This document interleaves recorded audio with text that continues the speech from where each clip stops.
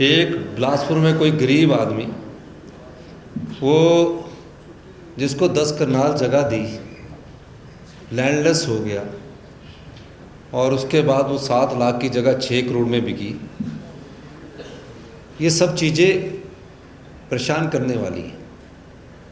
इस खबर के प्रायोजक है भूषण ज्वेलर्स, लोअर बाजार, सोलन, हिमाचल प्रदेश। एक बिलासपुर में कोई गरीब आदमी, वो जिसको 10 कनाल जगह दी, लैंडलेस हो गया और उसके बाद वो 7 लाख की जगह 6 करोड़ में बिकी।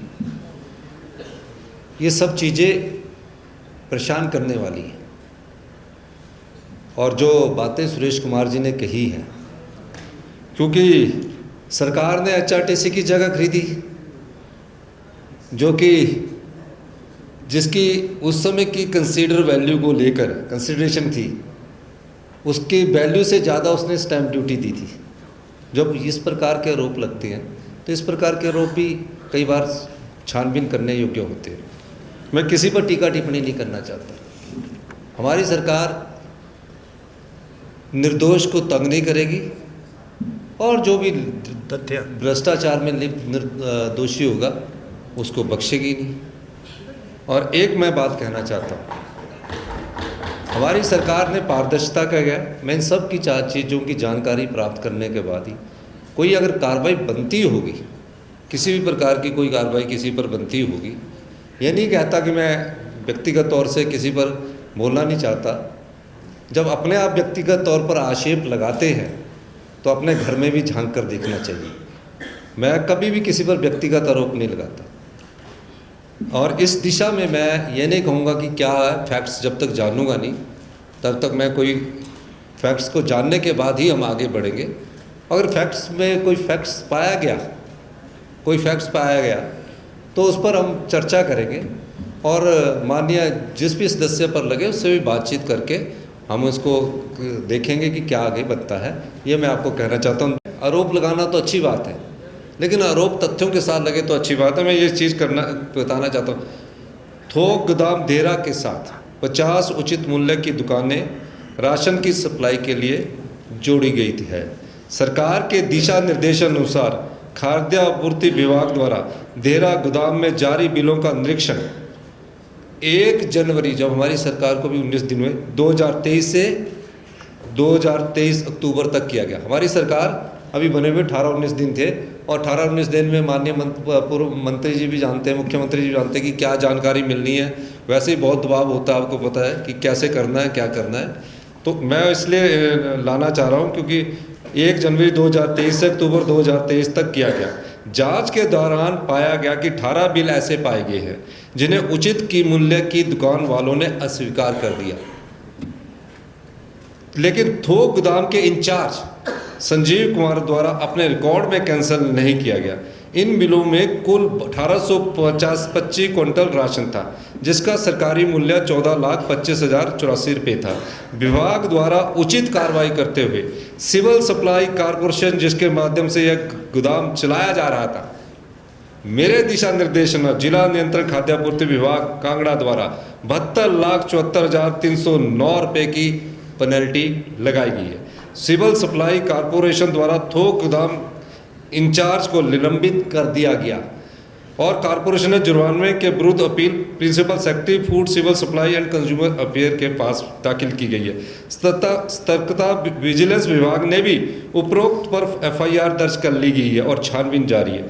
सरकार द्वारा इस प्रकार के घोटालों को पकड़कर कार्रवाई अमल में लाई जा रही है। माननीय अध्यक्ष महोदय, जैसे ही हमारी जानकारी मिली, हमारी सरकार को बने 19 दिन थे, जैसे ही हमारी जानकारी मिली हमने उस पर कार्रवाई की। और दूसरा जो संजय कुमार है, अब मैं यही समझ रहा हूँ, मैं आप लोगों के ऊपर किसी पर दोष नहीं दे रहा। ये दिल्ली का दबाव बहुत बुरा होता है, मुझे भी पता है।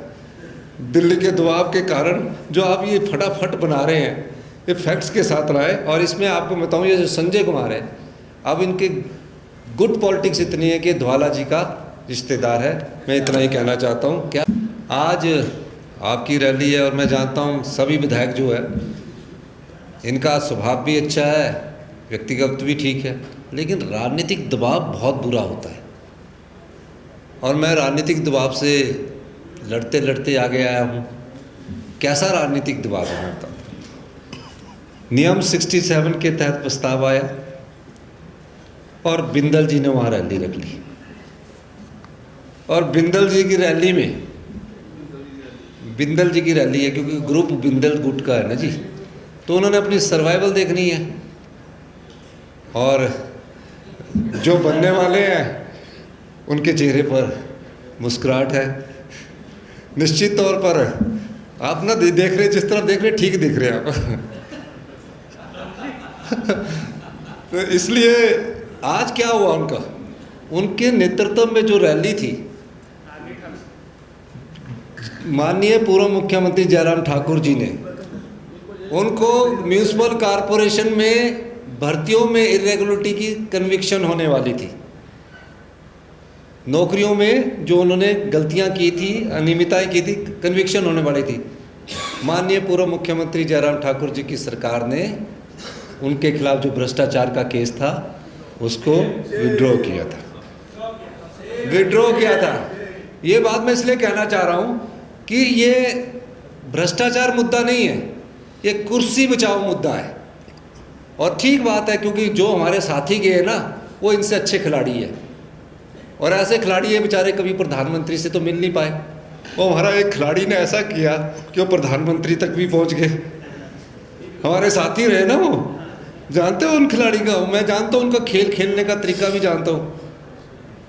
अब वो एमपी बन गए और एमपी के साथ अपने 9 आदमी भी ले गए। इनका बेचारे ये तो तर्क वितर्क पर बात करना चाहते हैं, लेकिन राजनीतिक दबाव इतना ज़्यादा है, और उस दबाव से मैं आपको ये सच कह सकता हूँ कि वो प्रधानमंत्री के साथ फोटो डालते हैं। तो ये बात सत्य है कि जो भ्रष्टाचार के खिलाफ आप नियम 67 लाए हैं, आपके अध्यक्ष कि आपने भ्रष्टाचार में सजा का केस को माफ़ किया है, ये आपने किया आज इस बार को आप प्रस्ताव लेकर आए। माननीय अध्यक्ष महोदय, माननीय जयराम ठाकुर जी कह रहे हैं कि हमने कार्रवाई की,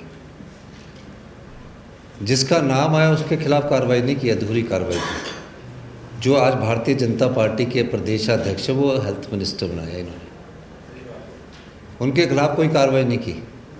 और मैं आपको कहना चाहता हूँ, मैं आपको एक चीज़ कहना चाहता हूँ, इस मंच के माध्यम से अगर आप तथ्यों के साथ कुछ भी देंगे, कुछ भी तथ्यों के साथ देंगे, फैक्ट्स के साथ देंगे, हमारी सरकार किसी भी कार्रवाई को करने में हिचकिचाहट नहीं दिखाती है। पर आपको मैं बताना चाहता हूँ, वो ठीक है, आपकी कुर्सी से उठाकर हेल्थ मिनिस्टर बनाया, हेल्थ मिनिस्टर के बाद बेचारों की कुर्सी चलेगी, फिर अब ग्रुप पॉलिटिक्स में बटे हुए लोग हैं ये, अभी उनकी अगुवाई में रैली कर रहे हैं, जिनके नेतृत्व में माननीय आशीष पटेल। तो मैं ये कहना चाहूँगा, जिनके अध्यक्ष महोदय, जिनके नेतृत्व में भ्रष्टाचार हुआ, आज उस भ्रष्टाचार की चर्चा का 67 का प्रस्ताव ये लोग लेकर आए हैं, हम लोग लेकर नहीं आए हैं। आज भ्रष्टाचार के विरुद्ध रैली है, 67 का प्रस्ताव लेकर ये आए हैं, और जिस पीपी किट की कार्रवाई की ये बात कर रहे हैं, उस पीपी किट के किंग पिंग के खिलाफ कोई कार्रवाई नहीं की। आज उसके नेतृत्व में भ्रष्टाचार के विरुद्ध आवाज उठा रहे हैं। हमारा जो रेवेन्यू है, 4 साल रिन्यू होती रही पॉलिसी, ये 150 करोड़ हर साल लेते रहे, एक साल 200 करोड़ ले ले, क्या फर्क पड़ा? 23% बोल रहे ना, 200 मान लो, सुनो 26% बोलो। हमने एक साल में 600 करोड़ रुपए का राजस्व शराब से कमाया है।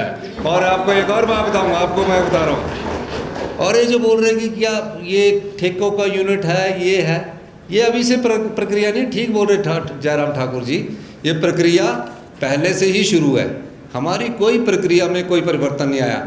और हम आपको कहना चाहते हैं कि जितना राजस्व हमने शराब के ठेकों की नीलामी से करवाया, आज तक के इतिहास में इससे ज़्यादा राजस्व किसी सरकार ने नहीं कमाया। धन्यवाद। आप चीफ मिनिस्टर थे, आपने अदानी के फैक्ट्स के साथ मैं कल रिप्लाई देना चाहता था, 280 करोड़ रुपया वापस करने के लिए कैबिनेट में आप नोट लाए थे।